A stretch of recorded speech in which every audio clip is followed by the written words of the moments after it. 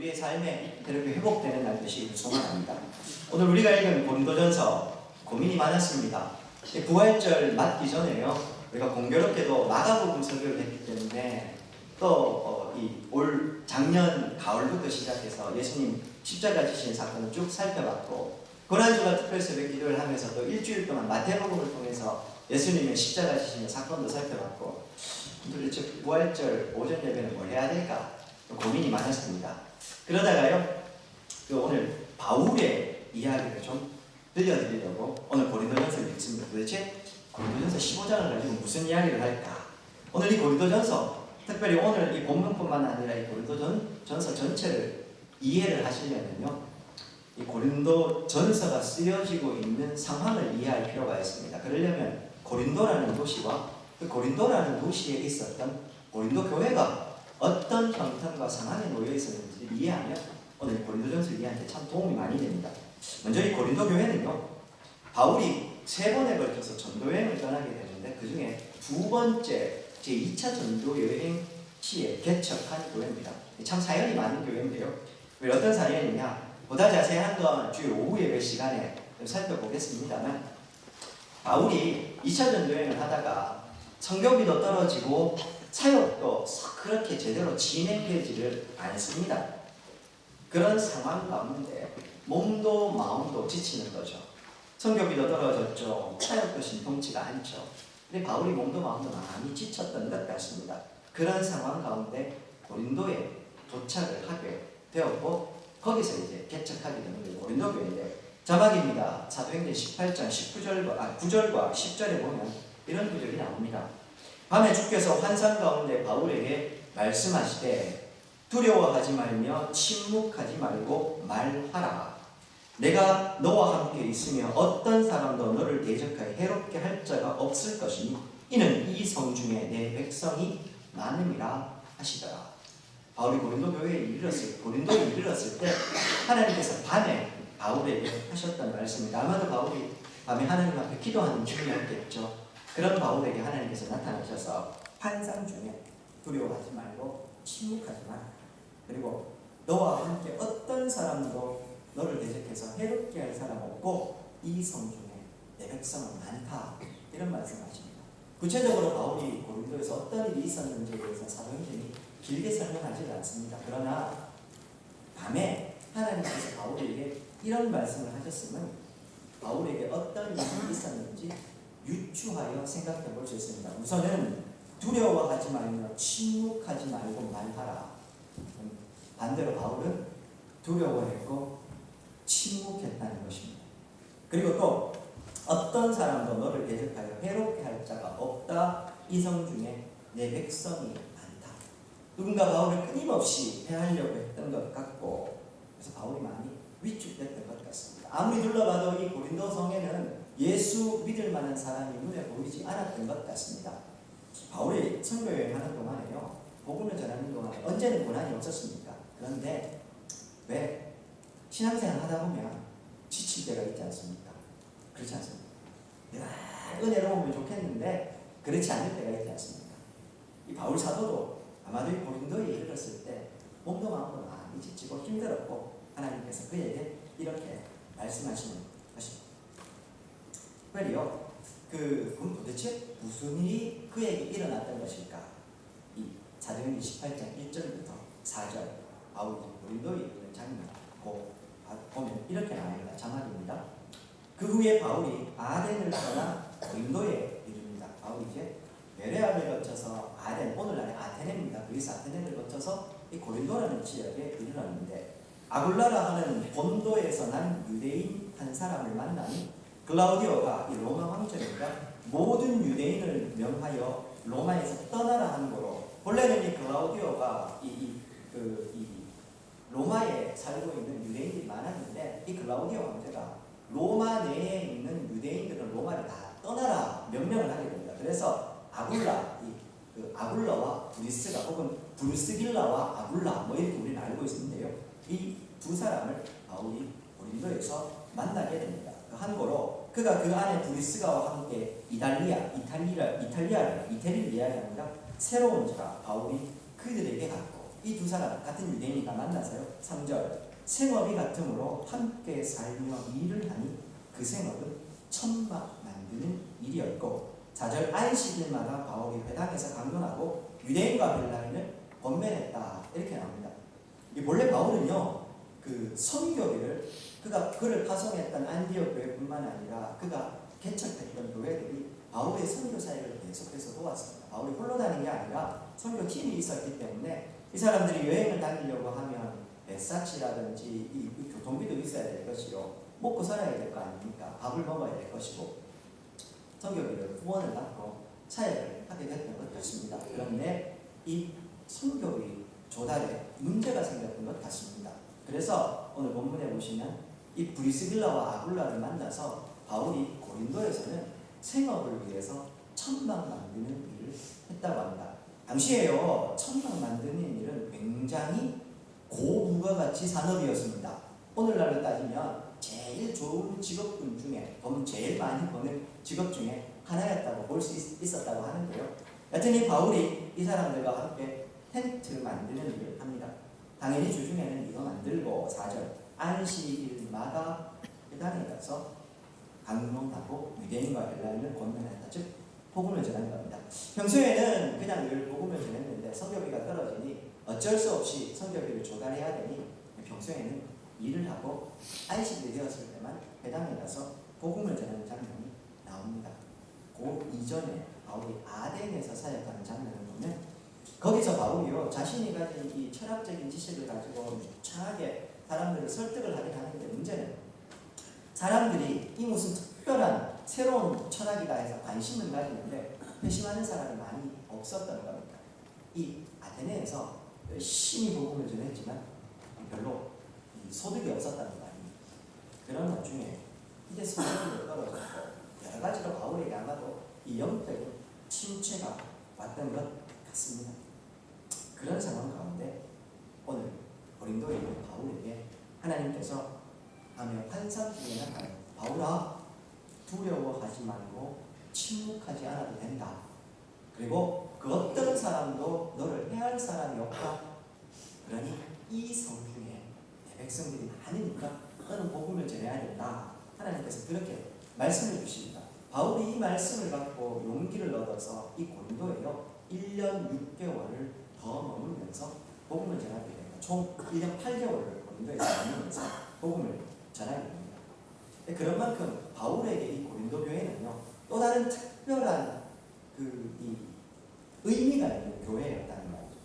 그런데 이 고린도 교회가요 고린도전서를 읽어보면 수많은 문제가 생깁니다. 바울이 개척한 다음에 떠났다가 3차 전도 여행을 하면서 바울이 에베소에 이릅니다. 에베소에 이르렀을 때 고린도 교회의 소식이 들려오는데 듣다 보니까 바울이 에베소에서 고린도 교회의 소식을 들 때 자기가 고린도 교회에서 떠난 지 3년 정도 지난 시점이었거든요. 근데 이 고린도 교회 소식을 들어보니까요 교회가 은혜 가운데 든든히 서가면 좋을 것 같은데 이 교회가 그렇지 못했던 겁니다. 교회 문제의 종합병원 같았던 겁니다. 제가 이거 몇 번 말씀드렸습니다. 의붓 어머니와 아들이 함께 이 관계를 갖는 근친상간의 문제. 그런데 교회가 여기에 대해서 아무 얘기를 못합니다. 그 외에도요 아르테미스, 아데미 신전에서 신전 창기들과 이 제사를 지내는 행위 중에 하나가 죄송합니다. 부활절 새벽 어쨌든 그래서 이 음행의 문제가 대두되게 되고요. 또 성도 간에 서로 교회 내에서 문제를 해결하지를 못해서 세상 법정에 송사하는 문제.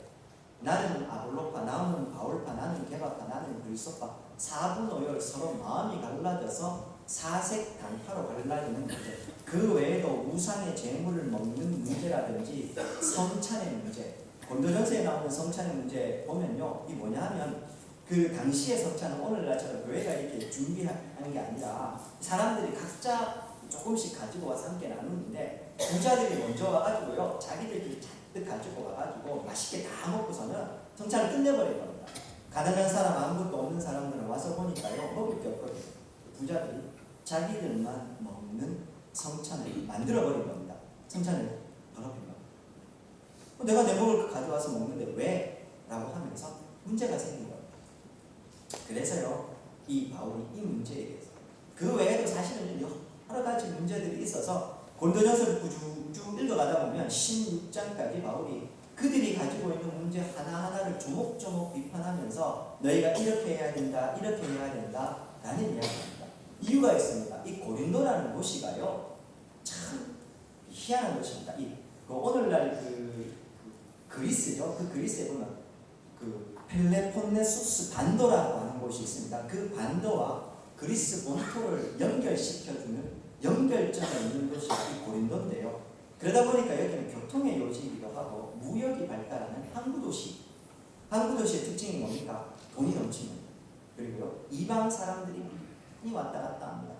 그러다 보니까요 교회가 든든히 서면 복음을 전하기 참 좋은데 반대로 교회가 이방 문화의 영향을 받기도 참 쉬웠던 겁니다. 고린도 교회가 든든히 서서 하나님의 은혜를 전달하고 복음을 전하면 좋을 건데 반대로 이 이방 문화의 영향을 너무 심각하게 받으면서 교회가 문제가 생긴 겁니다.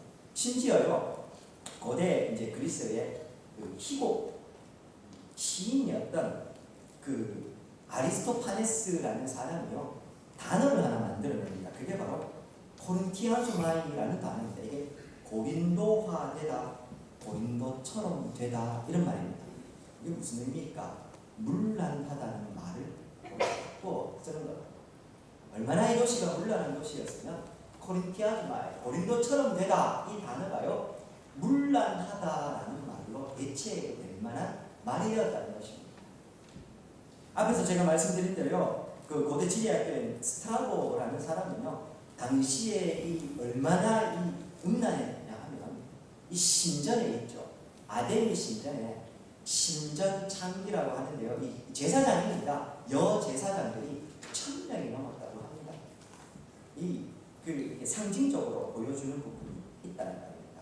문란했고 굉장히 이 도시가 자유분방했는데 교회가 거기에 휩쓸리면서 복음의 순수성도 잃어버렸고 교인들을 사분오를 하게 된 겁니다. 그런 상황 가운데 오늘 바울이 그들에게 복음에 대해서 가르치고 첫째는 고린도 교회에게 바울이 가르쳐 주었던 복음이 헬라 철학과 이방 종교 사상으로 희석되어 버린 겁니다. 그래서 이들이 복음에 대해서 제대로 된 이해가 삐뚤어졌다는 이야기를 듣게 되고 그래서 1절 보십시오. 형제들아 내가 너희에게 전하는 복음을 너희에게 알게 한다. 내가 다시 너희에게 복음 전하는 건 너희로 생각나게 하는데 이는 내가 너희에게 지금부터 적는 건 새로운 것이 아니라 너희가 받은 것이요 또 그 가운데 쓴 것 내가 이미 너희들에게 3년 전에 충분히 얘기했던 것 그거 다시 내가 얘기해준다. 2절 너희가 만일 내가 전하는 그 말을 굳게 지키고 헛되이 믿지 아니하면 그로 말미암아 구원받을 것. 잘못된 사상들이 들어와서 바울이 전해준 복음 위에 다른 것도 지키고 다른 것도 받아들여야 구원받을 것 제대로 된 신앙생활이다 이야기한 겁니다. 바울이 아니다. 내가 처음부터 너희에게 가르쳐준 거 그거 제대로 믿고 그 위에만 서 있으면 너희가 구원받는다. 그 말입니다. 처음부터 너희에게 전해준 그 복음 분명하게 기억하라. 바울이 그렇게 이야기합니다. 그리고 3절부터 나옵니다. 내가 받은 것을 먼저 너희에게 전하는데 복음의 내용이 나옵니다. 뭡니까? 이는 성경대로 그리스도께서 우리 죄를 위하여 죽으시고 장사 되신 바 되셨다가 성경대로 사흘 만에 다시 살아나시고 게바에게 보이시고 후에 12제자에게와 500의 형제와 쭉쭉쭉 해서 8절 나중에 만삭되지 못할 나에게도 보이셨다. 그렇게 이야기하고 있습니다. 9절부터 11절까지 해서는요. 그리고 그 하나님의 부르심으로 너희에게 사도로서 내가 이 이야기를 하고 있다. 이 이야기입니다. 다른 이야기 할 게 많지만요. 그건 오후 예배 시간이 좀 나누도록 하고요. 오늘 바울이 하는 이야기, 특별히 바울이 고린도 교인들에게 복음에 대해서 이야기를 하죠. 근데 복음에 대해서 이야기하는 바울이 무슨 이야기합니까? 복음의 내용이 뭡니까? 한마디로 얘기하면 십자가입니다. 예수님이 십자가에 달려서 죽으셨고 부활하셨다. 내가 너희에게 전해준 복음은 바로 이 내용이다. 여기에 다른 내용은 있을 수 없다. 바울이 그 내용을 다시 이야기를 해주고 있는 겁니다. 앞에서 말씀드린 대로 고린도 교회는 문제 중에 복음의 내용에 대해서 오해하고 희석되어서 바울이 이렇게 이야기합니다. 그런데요, 1차적으로는 거기에 대한 이야기지만 오늘 읽지는 않았는데 고린도전서 저 1장에 가보면 편지지 않습니까? 그래서 고린도전서 1장의 앞부분에 보면 편지 그림이 바울이 첫인사를 적고 있습니다. 첫인사가 끝나자마자 그들의 문제에 대해서, 구체적인 문제에 대해서 적기 전에 바로 하고 있는 이야기가 뭐냐 하면, 그들에게 앞에서 바울이 오늘 15장에서 이야기하는 예수님의 죽으심과 부활하심에 대해서 처음에 편집글 앞부분에요, 처음부터 적고 있습니다. 그러니까 바울은요, 예수님의 십자가에 대해서 고린도전서 1장과 2장 사이에서 편지 시작하면서 한번 적고, 고린도 교회에 있었던 문제들 하나하나 다 짚어가면서 이야기한 다음에 마지막으로 그들에게 다시 한 번 더 십자가에 대해서, 예수님 죽으시고 부활하심에 대해서 한 번 더 적고 있는 겁니다. 그래서요, 자막입니다. 고린도전서 1장 17절과 18절에 보면 그 유명한 1장이니까 처음이죠. 편지글을 시작하면서 그리스도께서 나를 보내시면 세례를 베풀게 하려 하심이 아니요 오직 복음을 전하게 하려 하시는데, 말의 지혜로 하지 아니하면 그리스도의 십자가가 헛되지 않게 하려 합니다. 십자가에 들어가 멸망하는 자에게는 미련한 것이요 구원을 받는 우리에게는 하나님의 능력이다 하면서 고린도 교회가 복음에 대해서 먼저 확인을 해주고 있습니다. 제가 오늘요 부활절을 맞아서 이 고린도 전서 15장의 내용을 읽는 이유가 여기에 있습니다. 고린도 교회는 교회의 문제의 종합병원 같은 것이었습니다. 이런저런 문제가 있었습니다. 그런데 바울이요, 그들에게 너희가 이런 문제가 있기 때문에 그 문제를 해결하려면 해결책으로 바울이 개척한 사도로서 뭔가를 제시해야 될 거 아닙니까? 그런데 해결책으로 제시하는 가장 중요한 해결책이 뭡니까? 1장과 2장에서 이야기하고 이 고린도전서가 16장까지 있는데 16장은 끝인사입니다. 그러니 마지막 부분에 다시 한번 확인해 주고 있는 것, 아무리 많은 문제가 있어도 교회가 복음 위에, 그 복음의 내용 위에 올바르게만 서 있으면 모든 문제를 다 이겨낼 수 있다. 그리고 그 복음의 핵심에는 예수 그리스도의 십자가가 있다. 그 이야기를 바울이 하고 싶었던 겁니다. 그래서 이게 바울이 적고 있는 겁니다. 사랑하는 여러분, 오늘 고린도 교회뿐만 아니라 우리 교회에도, 한국 교회에도 문제 없는 교회가 없습니다. 이렇게 저렇게 뜯어보면 조금만 깊이 들어가면 다 아프고 어딘가는 무너져 있고 상처가 있습니다. 그 원인이 어디 있을까? 물론 겉으로 드러나는 원인들은 여러 가지가 있습니다. 또 그리고요, 교회를 또 세워가다 보면 그 문제의 직접적인 원인들을 해결해 줘야 될 필요가 있습니다. 예를 들면 식사 배식하는 게 문제면 그거는요, 이렇게 배식하는 방법을 바꾼다든지 순서를 바꾸면 됩니다. 그런 부분의 해결책도 필요합니다. 그거 하지 말자는 얘기가 아닙니다. 그러나 궁극적으로 교회에 문제가 발생하는 가장 근본적인 원인은 교회의 복음이 올바로 서 있지 않는 것, 복음의 핵심인 예수 그리스도의 십자가가 그 제대로 서 있기 때문, 서 있지 않기 때문이라는 겁니다. 제가요, 이전에 부교육자로 있다가 폐혈증 때문에요, 하나님 앞에 빨리 부으심을 받을 뻔한 적이 한 번 있습니다. 감기인 줄 알았습니다. 근데 그냥 감기약만 계속 먹고 해열증을 계속 먹었던 거죠. 아시는 것처럼요, 감기약만 먹는, 해열제만 먹는다고 하면 기온이, 온도가, 몸의 체온이 떨어지긴 하지만 약 먹을 때 뿐이고 다시 이 열이 나고 그렇게 합니다. 처음에는 감기인데 왜 이렇게 안 나을까 하다가요, 나중에 병원 갔더니 큰일 날 뻔했다는 거예요. 피검사 하더니. 그래서요, 그 치료를 하고 낫게 된 적이 있는데요, 열이 나면 해열제 먹어서 열을 떨어뜨리는 게 필요합니다. 그러나 근본적으로는 그 열을 없애려면 어떻게 해야 됩니까? 그 원인을 치료해야 되지 않겠습니까? 오늘 교회 가운데 많은 문제들이 있는데요, 이 문제들을 이렇게 해결해야 된다, 저렇게 해야 된다, 이렇게 해야 된다, 저렇게 해야 된다, 많은 이야기를 할 수 있지만 궁극적으로 교회가 예수 그리스도의 십자가, 그 복음의 핵심 위에 올바로 서 있다면 이 모든 문제들은 속히 지나가. 그렇게 될 겁니다. 곰곰이 생각해보면 의미가 있습니다. 겉으로 드러나는 문제야 근친상간의 음행의 문제, 성도 간의 송사의 문제, 사색당파의 문제, 수많은 문제들이 있을 수 있지만 그 모든 문제의 근본 원인에는 내가 예수 그리스도의 십자가 앞에서 죽지 않으니 일어나는 문제들 아니겠습니까? 예수 그리스도의 십자가에 내가 죽어버리면 내가 내세울 게 뭐가 있겠습니까? 나는 아볼로파다, 나는 개바파다, 나는 바울파다, 나는 그리스도파다, 내가 잘났다고 이야기를 하는데요. 예수 그리스도의 십자가에 내가 죽으면 내가가 안 나옵니다. 교회에서 사역자든 사람이든 누구든지 간에요. 이 직분자들 간에 내가 얘기하는 사람들 제일 주의하셔야 돼요. 예수 그리스도 앞에 십자가에 죽은 사람들이 내가 나올 수 있습니까? 내가 이렇게 했습니다. 이야기할 수 있습니까? 십자가 앞에 나는 죽어버렸는데 예수 그리스도만 나는 사는데요. 내가 말해도 행동해도 찬양해도 예배드려도 직장을 다녀도 그 모든 것은 주의 은혜로 하는 일인데 거기 내가 나올 일이 뭐가 있습니까? 근친상간의 문제 마찬가지, 음행의 문제 마찬가지, 예수 그리스도 앞에 내가 죽어버렸는데 이런 문제가 나올 일이 뭐가 있습니까? 이방 신전에 가서 거기서 제사 드릴 일이 무엇이냐는 말입니다.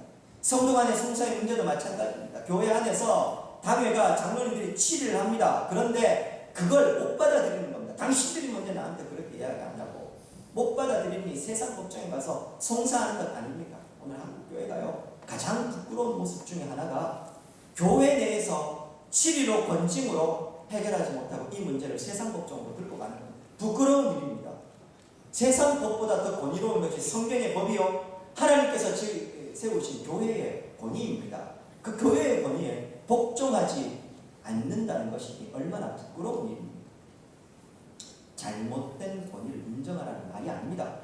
정당한 성경적인 권위를 가지고 성경적인 권면을 할 때 거기에 대해서는 순복하는 게 맞지요. 내 마음이 맞지 않더라고요. 근데요, 내가 십자가 앞에 죽지 않으니 내가 나오는 겁니다. 나는 못 받아들이겠다는 거예요. 나는 안 된다는 겁니다. 부활절이 맞아서 기쁘십니다. 하나님 부활하셨, 예수님 부활하셨습니다. 이런 얘기하고 싶은데요, 다시 생각하게 되는 것은 오늘 부활절 맞이하면서 과연 우리 군의 장로교회는, 우리 한국교회는 오늘날 세상 속에서 참된 부활의 소식을 힘있게 외칠 만한 자격이 있는가? 이 부활의 소식을 전할 때 세상 사람들이 너희야말로 그 부활이야말로 진짜다, 우리도 그 부활에 대해서 찬양한다, 축복한다, 우리가 그런 얘기 듣고 있습니까? 1만 명 찬양대 10만 명이 모여서 예배드렸다 하는데요, 그 교계 뉴스에 나올 건 세상 사람들이 거기에 대해서 교회가 대단하다 그렇게 이야기를 합니다. 오케스트라 막 그 찬양 때 그 웅장하게 혹은 막 그 수많은 사람들이 모여서 예배드릴 때요, 그걸 누가 거기에 박수를 치면서 오히려 그 지나가는 그 앞에 길 막혀서 불법 주정차 한다고 신고하고 예배를 드리는 건 너희들이지만 왜 내가 불편을 감수해야 되냐고 이야기를 합니다. 교회가 세상 속에서 제대로 된 인정을 못 받습니다. 이유가 뭡니까? 세상이 우리를 적대시하고 언론이 계속 우리를 욕하기 때문에 그렇습니까? 아니요. 교회가 참된 복음의 가치, 예수 그리스도께서 죽으시고 부활하신 십자가가 사라졌기 때문에, 보다 정확하게 말하면 목사님 저를 비롯해 성도의 삶 가운데 예수 그리스도의 십자가가, 예수님 십자가에서 죽으신 거죠. 나도 그 십자가에 죽어야 예수 그리스도가 부활하셨습니다. 나도 그 부활에 동참하여 함께 주님의 양을 가야 돼요. 이 십자가 앞에 내가 내세울 거 하나 없습니다. 죽어야 될 인생 오직 100% 하나님의 은혜로 구원하셨기에 십자가 앞에 나는 없습니다. 오직 주께서 없습니다. 그것만 있을 겁니다. 십자가에 죽고 십자가에 산 사람들은 그래서 내가는 사라지는 겁니다. 내 생각, 내 의지 사라지는 겁니다. 주께서 말씀하시면 아멘, 그 말씀대로 살아가는 것입니다. 오늘 교회가요, 이런 참된 신앙의 고백이 사라지니 교회가 힘을 잃고 교회가 문제 가운데 있습니다. 바울은 정확하게 알았습니다.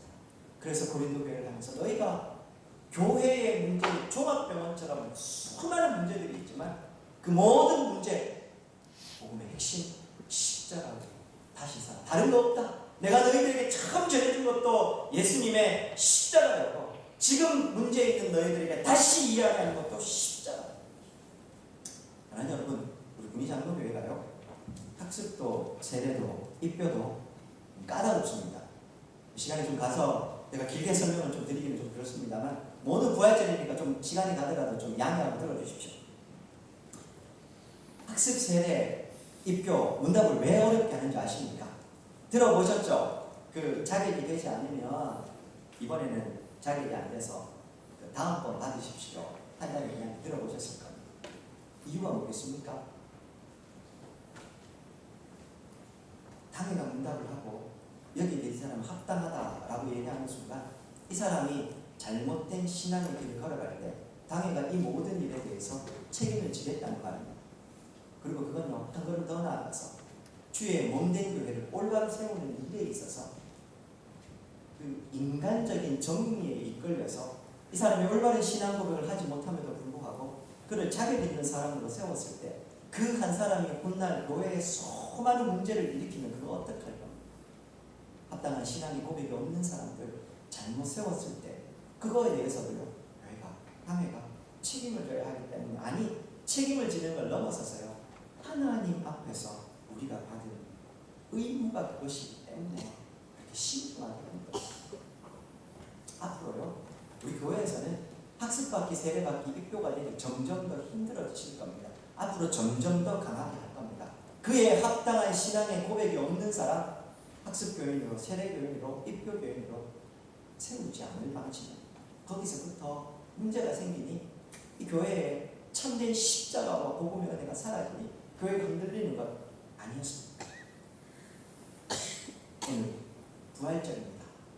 사랑하는 여러분, 오늘 우리가 예수 그리스도 십자가 그 복음의 진리 앞에 나는 그 주님을 믿습니다 고백하는 것 내 머리로 이해하고 내 의식 가운데 이해하고 예배드리는 것으로 끝나야 되는 것이 아닙니다. 우리가 살아가는 삶의 현장에서 자기 부인이 있어야 되고 말씀에 대한 순종의 삶이 있어야 되는 것. 늘 말씀드리지만 신앙은 입으로 고백하는 게 아니라 삶으로 고백하는 것. 부활절을 맞아서 그럼 우리 사랑하는 성도님들에게 다시 좀 말씀드리고 싶습니다. 예수님 걸어가신 그 십자가의 길, 지난 한 주간 동안 묵상했습니다. 우리가 그 길 따라가는 사람들입니다. 누구든지 나를 따라오려거든 자기를 부인하고 자기 십자가 지고 따라오라. 내가 그 주님을, 그 예수님께서 걸어가신 십자가를 제대로 잘 걸어가고 있는지 깊이 생각해 볼 일. 그리고 나는 십자가에 죽었는지 또한 깊이 묵상해 볼 일입니다. 그 부분에 대해서 충분히 묵상한 다음에야 예수님 부활하셨습니다. 참된 부활의 기쁨이 우리 가운데 회복될 줄도 믿습니다. 바라고 소망하기를 이런 부활의 참된 기쁨이 우리 사랑하는 성도님들 가운데, 우리 군의 장로회 가운데 회복되시기를 주의 이름으로 축원드립니다.